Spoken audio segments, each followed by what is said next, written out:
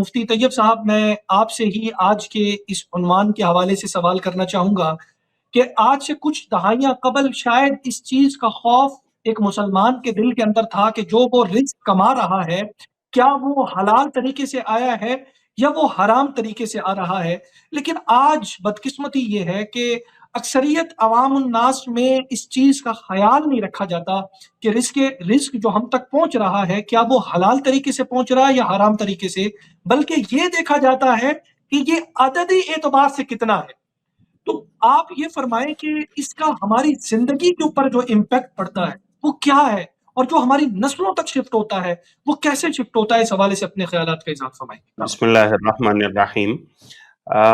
بہت ہی خوبصورت گفتگو کا سلسلہ جاری ہے، اور ہمارے بڑے اور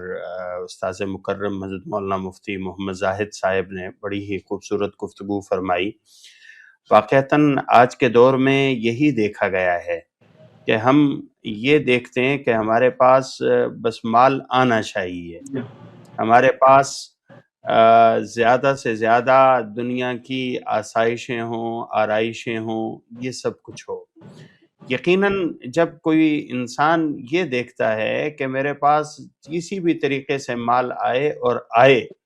تو اس میں پھر بہت سارے گناہوں کا مجموعہ اس کے اندر جمع ہو جاتا ہے، بہت ساری چیزیں اکٹھی ہو جاتی ہیں۔ اور آپ نے سوال کیا کہ آج سے کچھ عرصہ پہلے تک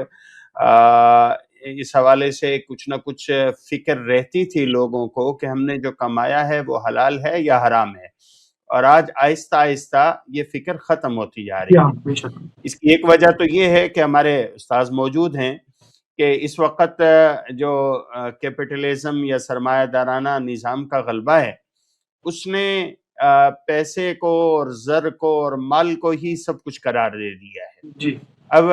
یہ سوچا ہی نہیں جاتا کہ کس طریقے سے کمایا گیا ہے، حالانکہ ہمیں ہمارا دین واضح طور پر بتلاتا ہے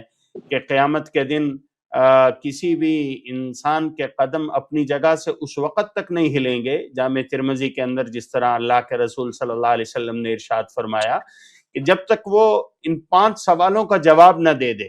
اور ان 5 سوالوں کے اندر ایک یہ بات بھی ہے کہ من این اکتسبہ، کہ اس نے مال کہاں سے کمایا ہے، کس طرح اس نے مال جمع کیا ہے۔ اور جب ہم دنیا کی دوڑ کے اندر اس طرح منہمک ہو گئے تو اس کا نتیجہ بھی یہی ہے اور سبب بھی یہی ہے کہ ہمارے اندر جواب دہی کا خوف ختم ہو گیا ہے۔ وَيُؤْمِنُونَ بِالْآخِرَةِ، جو ایک مسلمان کا امتیاز ہے کہ وہ ہر معاملے میں یہ سوچتا ہے کہ میں نے آخرت میں جا کر جواب دینا ہے، مالک یوم الدین کے سامنے پیش ہونا ہے۔ جب ہم اس کی فکر نہیں رکھتے تو پھر حلال اور حرام کی تمیز ختم ہو جاتی ہے، جس کا آخرت کے اوپر تو اثر پڑتا ہی پڑتا ہے۔ اور ایک مسلمان جب حلال و حرام کی تمیز ختم کر دیتا ہے تو پھر اس کی دنیا بھی یقیناً متاثر ہوا کرتی ہے۔ اللہ رب العزت ہم سب کو اس کی فکر کرنے کی توفیق دے۔ درسقرآن.com گزشتہ سالوں کی طرح اس سال بھی آپ کے لیے لا رہا ہے رمضان المبارک کی خصوصی نشریات۔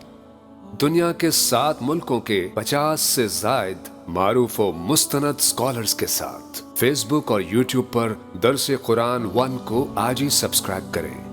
www.darsequran.com